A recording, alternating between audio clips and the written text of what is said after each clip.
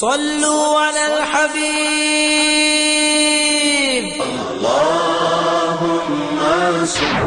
حضور صلی اللہ علیہ وسلم کو تو یقین تھا نا کہ میں اللہ کا نبی ہوں، میرا سٹیٹس کیا ہے.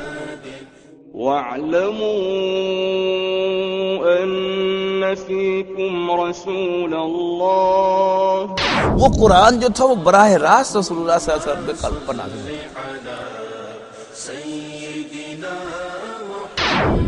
رسول اللہ صلی اللہ علیہ وسلم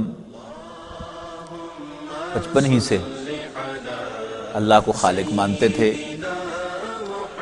اور عبادت کے لائق مانتے تھے اور اس کی عبادت میں کسی اور کو شریک نہیں کرتے. الحمدللہ رب العالمین والصلاة والسلام علی رسولہ الکریم. اما بعد فاعوذ باللہ من الشیطان الرجیم. بسم اللہ الرحمن الرحیم. وَاعْلَمُوا أَنَّ فِيكُمْ رَسُولَ اللَّهِ. حضرات آج سے ہم سیرت النبی کے صلی اللہ علیہ وسلم مطالعہ کا آغاز کر رہے ہیں. قرآن مجید اللہ کا کلام ہے اور حضرت محمد مصطفیٰ صلی اللہ علیہ وسلم اللہ کے آخری پیغمبر ہیں. قرآن مجید کی عملی تصویر رسول اللہ صلی اللہ علیہ وسلم ہے. جیسے حضرت عائشہ رضی اللہ تعالی عنہ سے ایک مرتبہ پوچھا گیا کہ آپ حضور صلی اللہ علیہ وسلم کے اخلاق کے بارے میں ہمیں کچھ بتائیں، تو حضرت عائشہ نے فرمایا کان خلقہ القرآن، کہ آپ کا اخلاق قرآن ہی کی تصویر تھی. لیکن جب ہم اخلاق کا لفظ استعمال کرتے ہیں تو موسٹلی ہم اس سے مراد کسی انسان کے ذاتی اوصاف لیتے ہیں. اسی طرح رسول اللہ صلی اللہ علیہ وسلم کا اسوہ، آپ کی سنت، جب ہم یہ لفظ استعمال کرتے ہیں تو ہم اس سے مراد نماز، روزہ، حج، زکوٰۃ لیتے ہیں.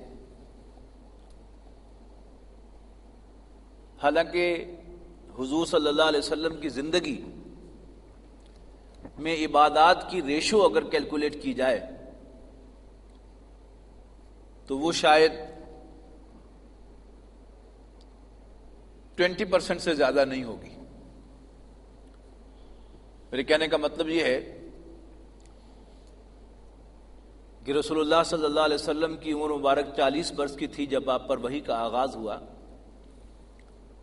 اور 63 برس کی عمر میں آپ کا وصال ہوا. تو یہ 23 قمری سال ہیں، شمسی نہیں. ہر سال کے 355 دن اگر آپ لگائیں قمری سال کے، اور ہر سال کے ہر دن کے 24 گھنٹے لگائیں، ان کو آپ کیلکولیٹ کریں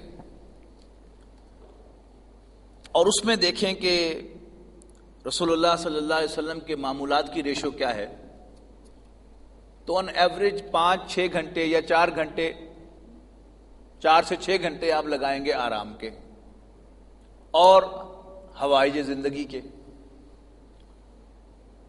پھر 5 نمازیں دن کی اور رسول اللہ صلی اللہ علیہ وسلم کی طویل تہجد کی نماز. یقیناً ہم میں سے اگر کسی کو تہجد پڑھنی نصیب بھی ہو جائے تو وہ تو 15 منٹ کی ہوتی ہے ٹوٹل. رسول اللہ صلی اللہ علیہ وسلم کی تہجد ایز پروف فرام دا قرآن وہ 2/3 رات، نصف رات یا 1/3 رات پر مشتمل تھی. تو ایوریج آپ لگائیں تو 5 گھنٹے آپ کے نمازوں میں ہو گئے ڈیلی. پھر نبی اکرم صلی اللہ علیہ وسلم نے کبھی مال جمع ہی نہیں کیا، لہذا زکوٰۃ کبھی آپ نے دی ہی نہیں. صدقات دیے ہیں، یعنی گھر میں کچھ کبھی رکھا ہی نہیں، لیکن زکوٰۃ تو نہیں دی نا، نہ فرض ہوئی نہ دی. روزہ جب انسان رکھ لیتا ہے تو اس کے ٹائم میں بچت ہو جاتی ہے. اسے دن بھر نہ کچھ کھانا ہے نہ کچھ پینا ہے، تو اگر وہ 5-5 منٹ بھی آپ کچھ نہ کچھ کھانے پینے کے لگائیں تو آدھا گھنٹہ تو دن میں اس پر صرف ہو ہی جاتا ہے ہمارا کم سے کم. حج آپ نے ایک ہی کیا ہے، وہ جو حجۃ الوداع کہلاتا ہے، حج فرض ہونے کے بعد وہ ایک ہی حج ہے آپ کا. باقی جو آپ کی زندگی کے عارض ہیں ان کو اگر آپ دیکھیں تو نبی اکرم صلی اللہ علیہ وسلم کی ایک بڑی ڈفرنٹ پکچر ہمارے سامنے آتی ہے کہ جو ہمارا عام دیندار طبقہ نہ سمجھتا ہے نہ پیش کرتا ہے. لہذا جب اتباع سنت کی بات ہو تو ہم احادیث کے ساتھ ساتھ سیرت النبی کا جب تک مطالعہ نہیں کریں گے ہم سنت نبوی صلی اللہ علیہ وسلم کا صحیح تصور قائم نہیں کر سکتے. کیوں؟ احادیث کمپائل ہوئی ہیں بائی ڈفرنٹ پیپل.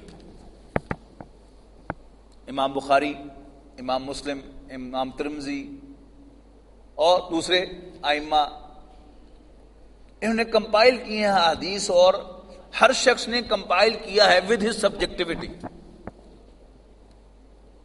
اس نے جس چیز کو اہمیت دی اس نے اس کو پہلے رکھا، اور جس چیز کو اس نے کم اہم سمجھا اس کو اس نے آگے رکھا.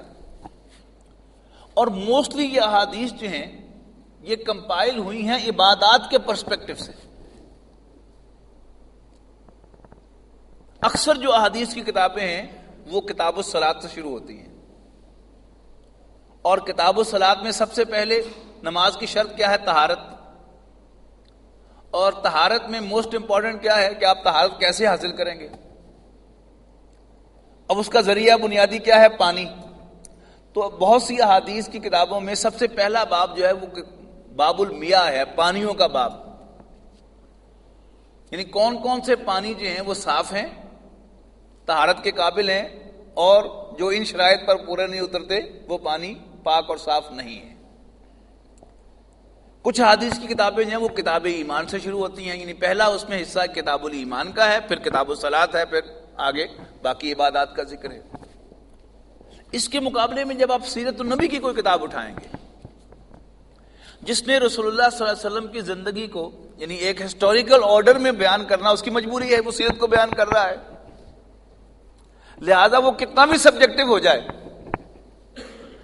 وہ مجبور ہے کہ رسول اللہ صلی اللہ علیہ وسلم کی سیرت کی جو وہ ایک براڈ پکچر ہے he has to present that.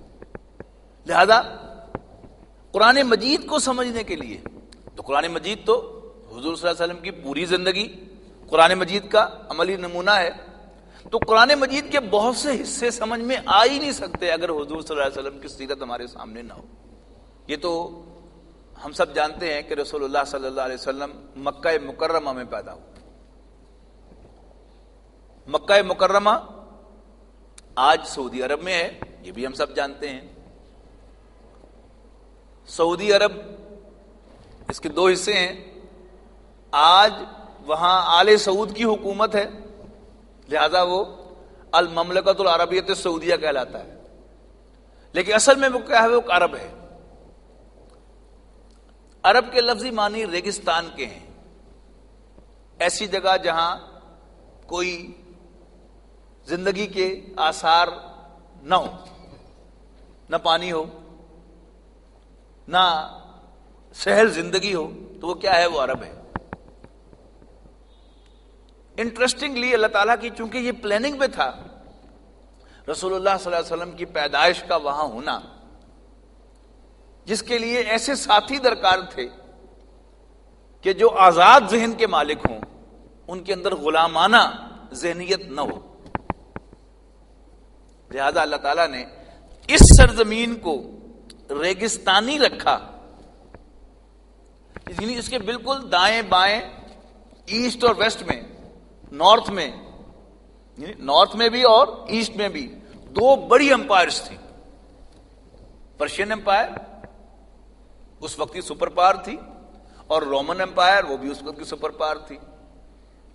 Interestingly آپ دیکھیں تاریخ میں کہ وہ آپس میں لڑتے رہتے تھے ادھر ادھر کے علاقوں کو حاصل کرنے کے لیے، لیکن کبھی ان کو یہ خیال بھی نہیں آیا کہ اس ریگستان پر بھی جا کے قبضہ جمائیں.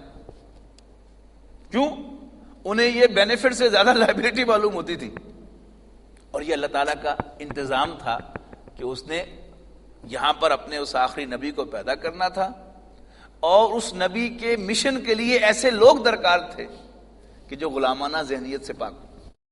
عام جو مشہور ہے وہ تو ہے 12 ربیع الاول، لیکن جو محققین کی تحقیق ہے اس کے مطابق 9 ربیع الاول کو نبی اکرم صلی اللہ علیہ وسلم کی پیدائش ہوئی، اور وہ پیدائش ہوئی عام الفیل کو، 20 یا 22 اپریل 571 عیسوی یہ تاریخ ہے۔ اور یہ تحقیق جس کے مطابق میں دے رہا ہوں یہ علامہ محمد سلمان منصور پوری کے نام سے جو مشہور ہیں، یہ ان کی تحقیق کے مطابق یہ سن اور یہ تاریخ ہے۔ یہ سال عام الفیل کہلاتا ہے۔ عام عربی میں کہتے ہیں عین کے ساتھ عام، سن کو، سال کو، عام الفیل، یعنی وہ سال جب ابرہہ نے مکہ مکرمہ پر حملہ کرنے کے ارادے سے فوج کشی کی تھی مکہ مکرمہ پر، جب وہ راستے ہی میں اللہ تعالیٰ نے اس کو اپنے انجام کو پہنچا دیا، اور ابابیل کے ذریعے سے الم تری کیف فعل ربک باصحاب الفیل، تو ابابیل کے ذریعے سے اللہ تعالیٰ نے اسے اس کی فوج اور ہاتھیوں سمیت وہاں پر تباہ کر دیا۔ رسول اللہ صلی اللہ علیہ وسلم کے والد عبداللہ ان کا نام تھا، آپ کے دادا کا نام عبد المطلب تھا، جو مکے کے سب سے بڑے سردار تھے۔ بنو ہاشم کے بڑے تو تھے ہی تھے، لیکن مکے کے سرداروں میں بھی ان کا ایک اونچا مقام تھا۔ کعبے کی تولیت جو تھی وہ بنو ہاشم کے پاس تھی۔ مکہ جو تھا یہ ایک شہر کا نام تھا، اور یہ انڈیپینڈنٹلی گویا ایک ریاست کی حیثیت رکھتا تھا، اور اس میں مختلف جو خاندان تھے وہ اس کی سٹیٹس کی حیثیت رکھتے تھے، یعنی ان کے درمیان ایک کانفیڈریشن، کوئی ریٹن کانسٹیٹیوشن نہیں تھا، لیکن کچھ ٹریڈیشنز تھیں اور کچھ چیزیں جو تھیں وہ اسائنڈ تھیں کہ فلاں خاندان، جو ہم دیکھتے ہیں نا بنو فلاں، بنو ہاشم، بنو مروان، بنو امیہ، بنو کے معنی بیٹے، یہ بالکل اسی طرح ہے جیسے ہمارے ہاں پنجاب میں یہ کے ساتھ آتا ہے، لالے کے، مانے کے، یہ وٹو خاندان کے ہیں۔ اسی طرح یعنی ہم اپنے رشیدہ نسب دیکھیں گے تو وہاں بھی ہوگا کہ یہ فلانے کے ہیں۔ یہ مطلب کیا ہے کہ یہ جو چند گھرانے ہیں ان کا بڑا جو تھا وہ تھا۔ تو بنو ہاشم مینز ہاشم کے بیٹے، ہاشم کی اولاد، بنو مروان مینز مروان کی اولاد، بنو امیہ مین کوئی بڑا شخص امیہ ہوگا جس کی طرف وہ منسوب ہے، جیسے لالا، مانے کے، لالے کے، تو یہ اس طرح سے یہ شمار ہوتے ہیں۔ تو ان کی جو ہائرارکی یہ تھی کہ مختلف خاندانوں کو مختلف ڈیوٹیز جو تھی وہ اسائنڈ تھی۔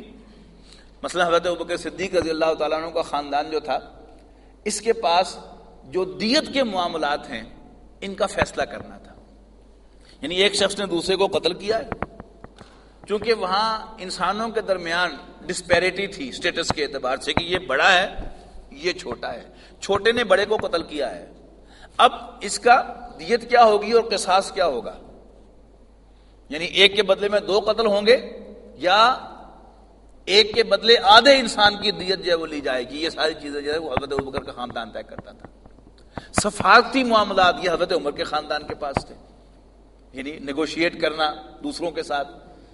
پھر کعبے کی تولیت یہ بنو ہاشم کے پاس تھی، یعنی اس اعتبار سے بھی یعنی ایک خاص جو یعنی سیاسی تو ہے ہی ہے، لیکن اس میں جو ریلیجس اسپیکٹ ہے اس کے اعتبار سے بنو ہاشم کو اللہ تعالیٰ نے ایک خاص مقام پہلے سے دے رکھا تھا، اور اسی میں رسول اللہ صلی اللہ علیہ وسلم کی پیدائش ہونے والی تھی۔ پھر عبد المطلب نے ایک منت مانی تھی کہ اللہ تعالیٰ اگر مجھے 11 بیٹے عطا کرے گا تو ان میں سے ایک جو ہے میں قربان کر دوں گا کعبے میں، ظاہر ہے وہاں بتوں کی حکومت تھی، یعنی تھی بتوں کے نام پر کعبے میں قربان کروں۔ اللہ تعالیٰ نے ابو طالب کو 11 بیٹے عطا کر دیے۔ اب ابو طالب کو یاد آئی اپنی وہ منت کہ میں نے تو یہ منت مانی تھی کہ میں ایک بیٹا جو ہے وہ قربان کروں گا۔ اب سوال یہ آیا کہ کس کو قربان کریں؟ اس کے لیے مشورہ کیا، انہوں نے کہا جی قرہ ڈال لو، جس کے نام پر قرہ نکل آئے اس کو قربان کر دو۔ تو قرہ ڈالا تو قرہ جو تھا وہ عبداللہ کے نام کا نکل آیا۔ اب عبد المطلب جو تھا وہ ایک ڈیووٹڈ ریلیجس آدمی تھا، تو اس نے کوئی دوسری اپنے دل میں بات نہیں آنے دی ایک ہاتھ میں چھری پکڑی اور ایک ہاتھ میں بازو پکڑا عبداللہ کا، اور اس کو لے کر کعبے کی طرف چلے کہ میں ایسے ذبح کرنے جا رہا ہوں، میری منت۔ ابو طالب نے، ایک بیٹے نے، جیسے جوان بیٹا ہو تو وہ باپ کو بعض اوقات جو ہے وہ روکتا ہے کہ نہیں ابا جی یہ کام نہیں کرنا، تو ابو طالب نے روکا، اور ایک اور بیٹا، اس کو نام میرے ذہن میں نہیں ہے، انہوں نے روکا کہ نہیں آپ یہ کام نہ کریں۔ انہوں نے کہا بھی کیسے میں نہ کروں، میں نے منت مان رکھی ہے اور اب میرے 11 بیٹے ہو گئے ہیں، یعنی کس منہ سے میں نہ کروں، ٹیل می دا وے آؤٹ۔ انہوں نے کہا کہ یہ آپ کسی بڑے سے مشورہ کریں۔ تو ایک کاہن کے پاس عبد المطلب گئے کہ بھئی میرا یہ پرابلم ہے، اس کا کوئی میرے لیے، جیسے مفتی کے پاس آج ہم جاتے ہیں کہ جی یہ پرابلم ہو گئی ہے تو کوئی وے آؤٹ ہے؟ تو اس نے کہا، یعنی بعض کے نزدیک وہ کاہنہ عورت تھی جس نے یہ مشورہ دیا، انہوں نے کہا کہ آپ ایسے کریں کہ آپ جو ہیں وہ اس کے اگینسٹ کوئی اور چیز جو ہے وہ رکھ کر ان کے درمیان قرعہ ڈالیں۔ اور اس نے مشورہ دیا کہ تم ایسے کرو کہ ایک طرف 10 اونٹ اور ایک طرف عبداللہ، ان کے درمیان قرعہ ڈالو، اگر تو 10 اونٹوں کے حق میں قرعہ نکل آئے تو بس عبداللہ کو تم زندہ رہنے دینا اور 10 اونٹ قربان کر دینا، اور اگر عبداللہ کے نام نکلے تو پھر دوبارہ قرعہ ڈالنا 10 کو 20 کر کے، پھر قرعہ ڈالنا، پھر اگر عبداللہ کے نام پر نکلے تو پھر اس کو 30 کر دینا، اینڈ کیپ آن ایڈنگ، جو اوریجنل ویلیو ہے وہ ایڈ کرتے چلے جانا۔ تو ابو عبد المطلب نے یہ قرعہ اندازی جاری رکھی، یعنی 10 سے 20 کیے، 20 سے 30 کیے، 40 کیے، 50 کیے، یعنی انٹل 90 پر بھی جب قرعہ ڈالا تو قرعہ پھر عبداللہ کے نام کا نکلا، پھر انہوں نے 100 کر دیے، جب 100 کیے تو قرعہ جو تھا وہ اونٹوں کے نام کا نکل آیا، تو پھر عبد المطلب نے 100 اونٹ ذبح کیے، اور اس طرح عبداللہ جو ہے ان کی جان بچ گئی۔ تو جیسے حضرت اسماعیل علیہ السلام جو ہے، یعنی حضرت ابراہیم علیہ السلام نے تو ان کے گلے پر چھری چلا دی، لیکن اللہ نے ان کو بچایا اس لیے کہ آخری نبی جو ہے ان کی ذریت میں سے، ان کی اولاد میں سے آنے والے تھے۔ تو یہاں بھی ایسا ہی ہوا کہ عبد المطلب was bent upon slaying عبداللہ، لیکن اللہ تعالیٰ نے ایک ایسا راستہ نکالا کہ پھر عبداللہ بچ گئے اور ان کی جگہ پر 100 اونٹ ذبح ہوئے۔ عبد المطلب ایک کاروباری آدمی تھے، مدینہ منورہ کھجوروں کا گھر تھا، آج بھی ہے، پوری دنیا میں وہاں سے کھجوریں سپلائی ہوتی ہیں لیکن ختم ہونے کا نام نہیں لیتی۔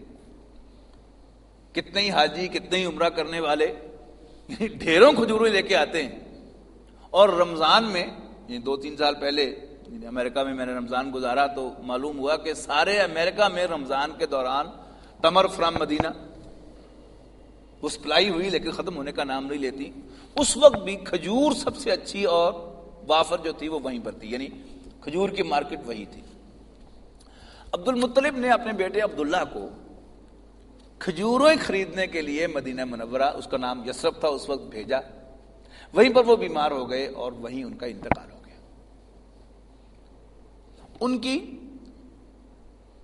وفات کے بعد حضور صلی اللہ علیہ وسلم کی ولادت ہوئی۔ بعض روایات کے مطابق ابھی فوت نہیں ہوئے تھے، بیمار ہی تھے، لیکن تھے مدینہ منورہ میں جب حضور صلی اللہ علیہ وسلم کی ولادت ہوئی، لیکن زیادہ جو رائے ہے وہ اسی کے حق میں ہے کہ ان کا انتقال ہو چکا تھا جب رسول اللہ صلی اللہ علیہ وسلم اس دنیا میں تشریف لائے۔ جب اس دنیا میں تشریف لائے تو حضور صلی اللہ علیہ وسلم کی والدہ نے خبر پہنچائی حضور کے دادا کو، عبد المطلب کو، یعنی اپنے سسر کو، کہ اللہ نے مجھے بیٹا دیا ہے۔ تو عبد المطلب دوڑتے ہوئے آئے، فوراً یعنی اپنی بہو کے پاس آئے، بچے کو لیا، کعبے میں لے گئے، اور کعبے میں جا کر اس بچے کی پیدائش کا اعلان کیا باقی سرداروں کے سامنے، اور نام رکھا ان کا محمد صلی اللہ علیہ وسلم۔ اب محمد ویسے تو عربی زبان کا لفظ ہے، یعنی حامدہ یا حمدوں سے بنا ہے، تعریف کرنا، حامد تعریف کرنے والا، اور محمد تعریف کیا گیا، یعنی تحمید سے محمد صلی اللہ علیہ وسلم یہ آپ کا نام انہوں نے رکھا۔ اب عربوں کے ہاں یہ اگرچہ عربی زبان کا لفظ تھا لیکن معروف نام نہیں تھا، تو عبد المطلب نے غیر مانوف نام رکھا، یعنی which was a meaning word, لیکن معروف پراپر ناؤن یا اسم علم نہیں تھا. اور ساتھ ہی اس نے ایکسپلین کیا کہ میں نے اس بچے کا نام محمد رکھا ہے اور مجھے یقین ہے کہ اس کی بے حد تعریف کی جائے گی. And he was right. رسول اللہ صلی اللہ علیہ وسلم کی پیدائش کے فوراً بعد ان کی والدہ نے دودھ پلایا، اور اس کے بعد ابو لہب کی ایک لونڈی تھی صوبیہ جس کا نام تھا، اس نے رسول اللہ صلی اللہ علیہ وسلم کو دودھ پلایا، اور اسی لونڈی نے حضور کے چچا حضرت حمزہ رضی اللہ تعالی عنہ کو بھی دودھ پلایا تھا. اس طرح حضرت حمزہ رضی اللہ تعالی عنہ حضور صلی اللہ علیہ وسلم کے چچا بھی تھے اور دودھ شریک بھائی بھی، بلکہ دو طرح سے دودھ شریک بھائی تھے. ایک کا ذکر میں بھی کروں گا. عرب کی روایت یہ تھی کہ عربوں کو اپنی زبان پر بڑا ناز ہے. جیسے ہمارے یہاں بھی کچھ لوگ اپنے آپ کو اہل زبان کہتے ہیں نا، اس کا مطلب کیا ہے کہ زبان تو ہمارے پاس ہے، باقی سب جو ہیں وہ بے زبانیں ہی ہیں. عربوں کو بھی ناز تھا، یعنی غیر عرب کو وہ کہتے ہی اجمی تھے، اور اجمی کے لفظی معنی گونگا.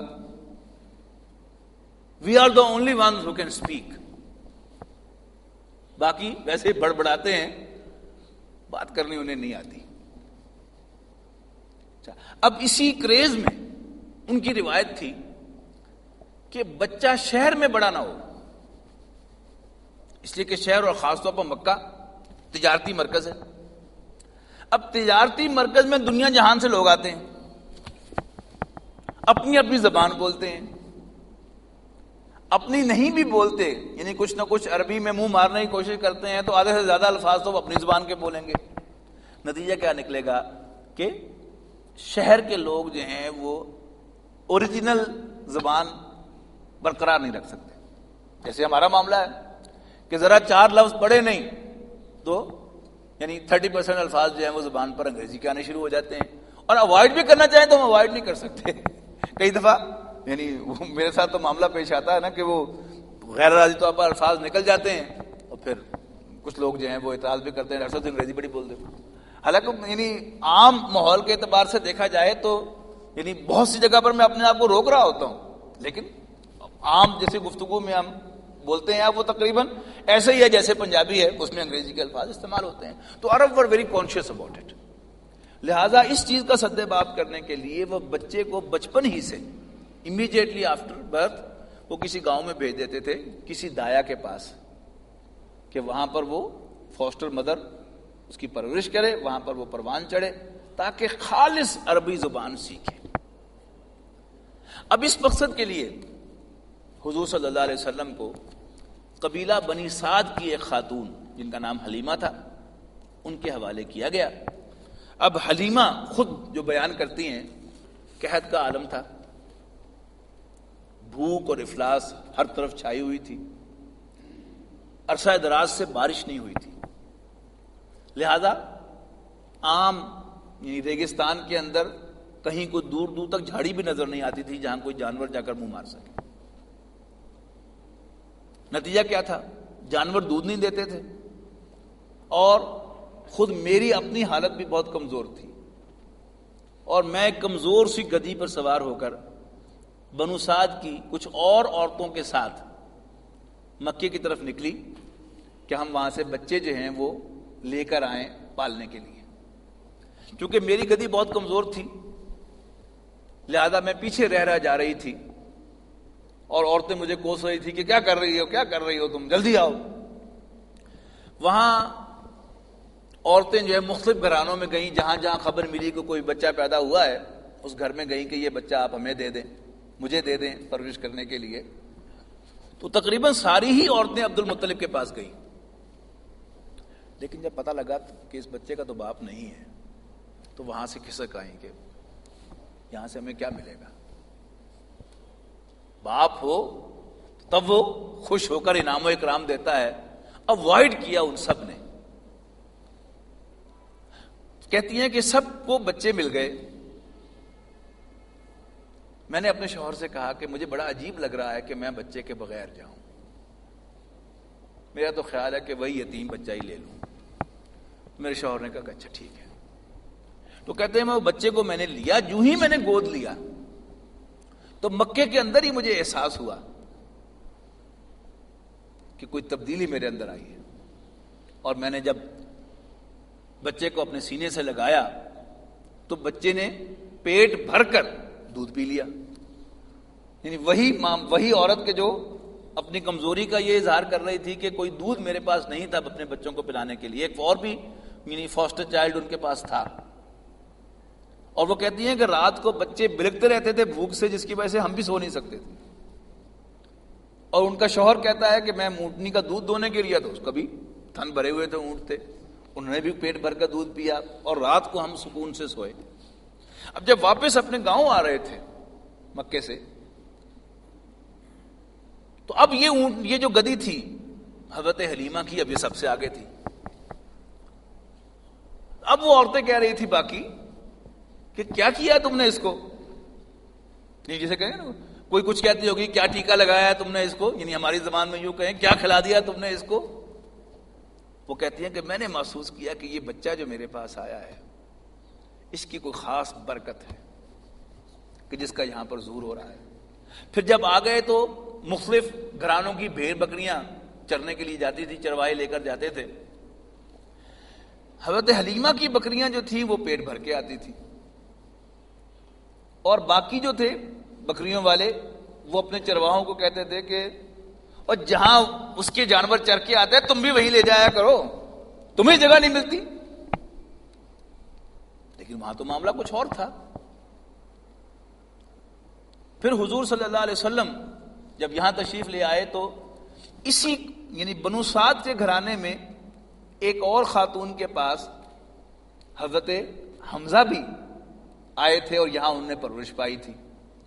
اور وہ دوسری خاتون جو فاسٹر مدر تھی حضرت حمزہ کی، ایک دن رسول اللہ صلی اللہ علیہ وسلم نے اس کا دودھ بھی پیا تھا. لہذا حضرت حمزہ رضی اللہ تعالیٰ عنہ چچا ہونے کے ساتھ ساتھ حضرت حمزہ کے ساتھ یعنی رضائی بھائی کے بھی دوہرے رشتے میں منسلک تھے. اور غالباً اسی کا وہ اثر ہے کہ جو صدمہ رسول اللہ صلی اللہ علیہ وسلم نے حضرت حمزہ کی شہادت پر فیل کیا ہے وہ کسی اور کی شہادت پر محسوس نہیں کیا. یعنی ایک تو 3 رشتے تھے، دوہرے رضائی بھائی اور چچا. اور سب سے بڑی بات جو میں سمجھتا ہوں موسٹ امپورٹنٹ تھی وہ یہ کہ خاندان بنو ہاشم کے بڑوں میں سے، یعنی حضرت علی تو چھوٹے تھے نا، دو ہی واز دا فرسٹ ون، لیکن اس قبائلی معاشرے میں بچے کی کوئی حیثیت ہی نہیں تھی. اس لیے جب انہوں نے کہا خاندان میں کہ اگرچہ میری ٹانگیں پتلی ہیں اور میری آنکھیں دکھتی ہیں میں بھائی کے ساتھ ہوں، تو سارے ہنس پڑے. تو خاندان کے بڑوں میں سے the first man to believe in رسول اللہ صلی اللہ علیہ وسلم ایز Allah's messenger واز حضرت حمزہ رضی اللہ تعالیٰ عنہ. اور اس کو بڑا ویٹیج حاصل تھا حضور صلی اللہ علیہ وسلم کی نظروں میں کہ یہ پہلا شخص میرے خاندان میں سے ہے جو میرے ساتھ آ کر کھڑا. لہذا جب ان کی شہادت ہوئی ہے تو رسول اللہ صلی اللہ علیہ وسلم نے اسے بڑی شدت کے ساتھ محسوس کیا ہے. انشاءاللہ یہ سلسلہ جاری رہے گا. آج اس پہ اکتفا کرتے ہیں. صلوا علی الحبیب. اللهم صل على سيدنا محمد. اللهم صل على سيدنا محمد.